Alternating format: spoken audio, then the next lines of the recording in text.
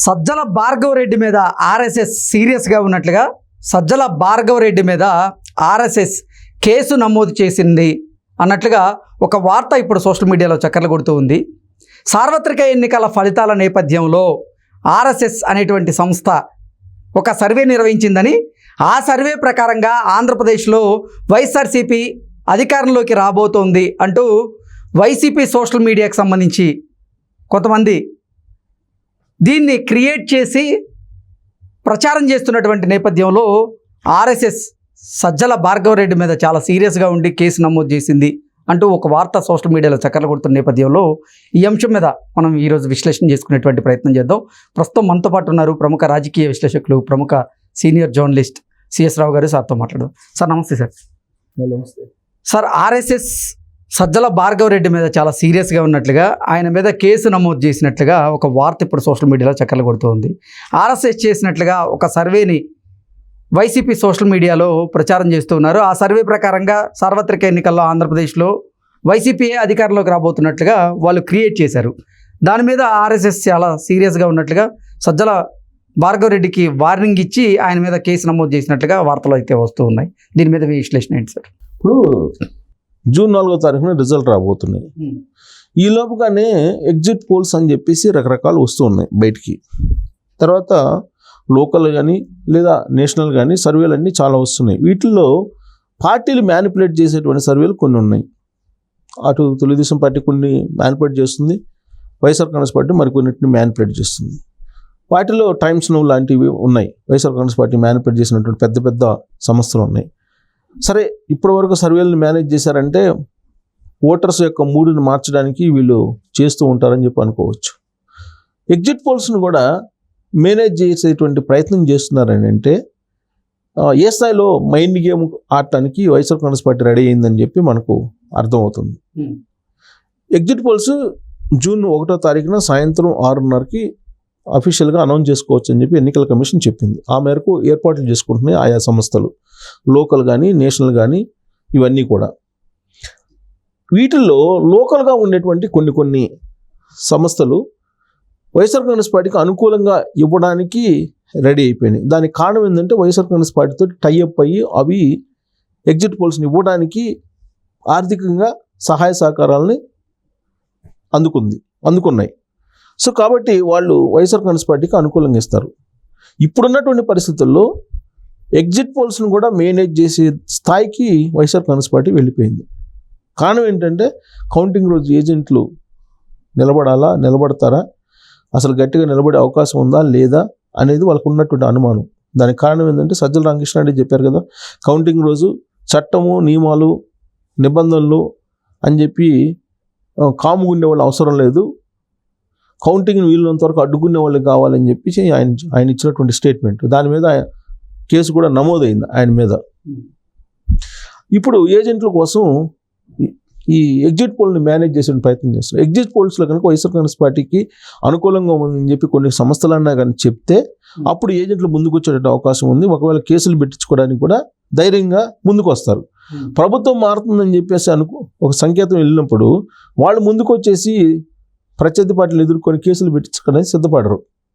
అందుకే ప్రభుత్వం రాబోతుందని చెప్పడానికి కొన్ని ఎగ్జిట్ పోల్ సంస్థల్ని వైఎస్ఆర్ కాంగ్రెస్ పార్టీ మేనేజ్ చేస్తుంది. మేనేజ్ చేయడంతో పాటు కొన్ని సంస్థలు చేసినటువంటి పోస్ట్ పోల్ సర్వేలని వాళ్ళకు అనుకూలంగా మార్చుకొని వాళ్ళ సోషల్ మీడియాలో ప్రచారం చేస్తున్నారు.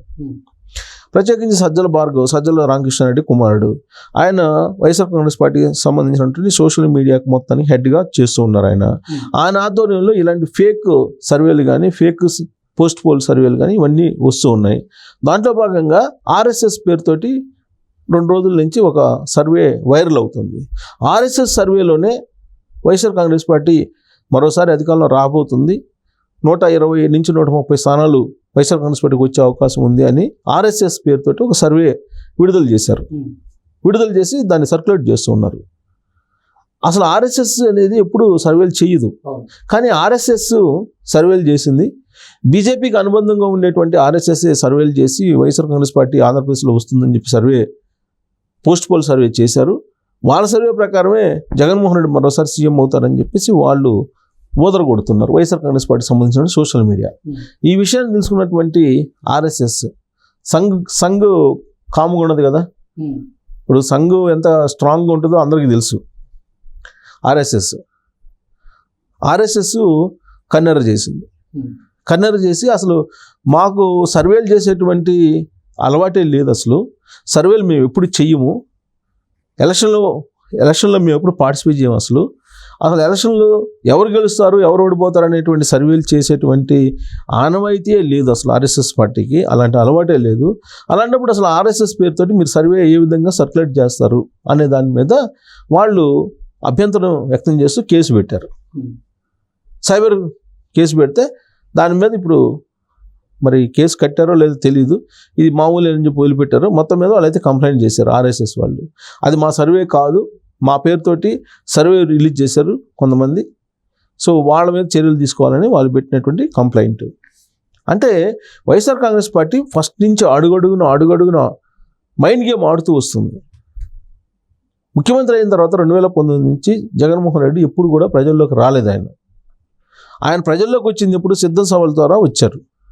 ఎలక్షన్ కోడ్ రావడానికి కొన్ని రోజులు ముందుగా ఆంధ్రప్రదేశ్ వ్యాప్తంగా ఆంధ్రప్రదేశ్ సరిహద్దుల్లో నుంచి మొత్తం ఆయన హోర్డింగ్స్ 300 డిగ్రీలు ఎటు చూసినా కానీ జగన్మోహన్ రెడ్డి బొమ్మ కనపడేలాగా హోర్డింగ్లు వేయించారు. దాదాపు 300-400 కోట్లు దానికి ఖర్చు పెట్టేశారు.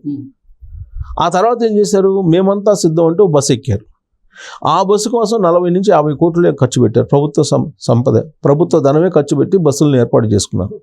ఆ బస్సులో ఆయన బస్సు దిగకుండా చివరి రోజుల్లో 2-3 సార్లు దిగాడు తప్పితే బహిరంగ సభల్లో ఆ బస్సులోనే దండం పెట్టుకుంటూ ఆయన వెళ్ళిపోయాడు. ఆయన రాక సందర్భంగా దాదాపు 300 మంది ఆయన బస్ తోటి ఫాలో అవుతుంటే పోలీస్ సిబ్బంది 3 అంచెల భద్రతతోటి, ఇక ఆయన వస్తున్నాడు అని అనగానే దాదాపు 2-3 వేల మంది పోలీసులతోటి రక్షణ కల్పిస్తూ చెట్లు చుట్టూ రోడ్డుకి ఇటువైపు ఉండే చెట్లన్నింటినీ నరికేసి కొట్టేసి ఇలా చేసుకుంటూ వచ్చారు.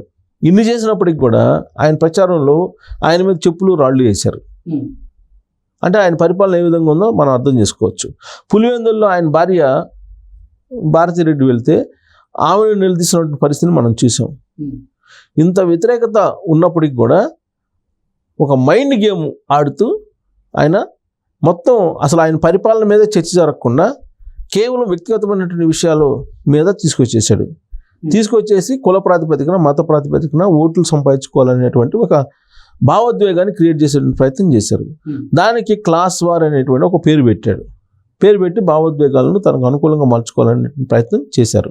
అంతకు మించి ఆయన ఎక్కడ కూడా 5 సంవత్సరాలు ఆయన పరిపాలన మీద మ్యాండేటరీగా తీసుకోలేదు, ఆయన పరిపాలన మీద మాట్లాడలేదు ఆయన. కానీ ఓటర్లు నేను న్యాయం చేస్తే నేను మీకు ఓటు అని చెప్పి అంటూ మొదలుపెట్టాడు ఆయన. ఓటర్లు సహజంగానే పరిపాలన నచ్చితేనే ఓటేస్తారు, నచ్చకపోతే ఓటేరు కదా. సో అది కొత్త తరహాగా ఈయన అడిగినట్టు ప్రొజెక్ట్ చేశారు. ఐప్యాక్ని పెట్టుకొని ఆయన కొన్ని మ్యాజిక్స్ చేసి సోషల్ మీడియాలో మెయిన్ మీడియాలో ప్రచారం చేసుకున్నారు తప్ప ఎక్కడ కూడా ఆయన సైంటిఫిక్ అసలు ఆయన పరిపాలన మీద చర్చ జరగకుండా ఈ ఎలక్షన్లు కంప్లీట్ చేశారు. సో ఇలా సర్వేలు, ఆ తర్వాత సర్వేలను మ్యానిపులేట్ చేసి నేషనల్ అలాగే లోకల్ ఛానల్ కొన్ని సర్వేలు మేనేజ్ చేసి మైండ్ గేమ్ ఆడారు. ఆయన ఇంటర్వ్యూలో కూడా మైండ్ గేమ్ ఆడాడు. కొన్ని సెలెక్టెడ్ టీవీ ఛానల్స్ని ఎంచుకొని ఇంటర్వ్యూలు ఇచ్చి అక్కడ కూడా మైండ్ గేమ్ ఆడారు. ఇప్పుడు తీరా కౌంటింగ్ వచ్చే సమయానికి ఎగ్జిట్ పోల్స్ని కూడా మేనేజ్ చేసి మైండ్ గేమ్ ఆడటానికి ప్రయత్నం చేస్తున్నాడు. పోస్ట్ పోల్ సర్వేలు అంటూ ఆర్ఎస్ఎస్ పేరును కూడా ఉపయోగించుకోవటం అనేది ఆయన మీద వచ్చినటువంటి ప్రధానమైన అభియోగం. ఇప్పుడు సోషల్ మీడియా మీద కూడా చర్యలు తీసుకోవాలని చెప్పి ఆర్ఎస్ఎస్ కంప్లైంట్ చేసింది YSR Congress party social media మీద కూడా. కాబట్టి ఆయన ఎగ్జిట్ పోల్స్ని మేనేజ్ చేస్తున్నారు, పోస్ట్ పోల్స్ని మేనేజ్ చేశారు సర్వేలని. సో ఆయన జూన్ 4 వరకు బహుశా నేను అనుకోవటం ఇలాంటి మైండ్ గేమ్లు ఆడుతూ పోతుంటే ఇప్పుడు ఆర్ఎస్ఎస్ మాత్రం దానికి బ్రేక్ వేసిందని చెప్పి చెప్పొచ్చు. బట్ ఎగ్జిట్ పోల్స్ని మాత్రం మ్యానిపులేట్ చేస్తారని చెప్పి అంటున్నారు. ఏమేమి ఎగ్జిట్ పోల్స్ని మేనేజ్ చేసే అవకాశం ఉందో అనేది మనం చూడాలి. Okay sir, thank you so much.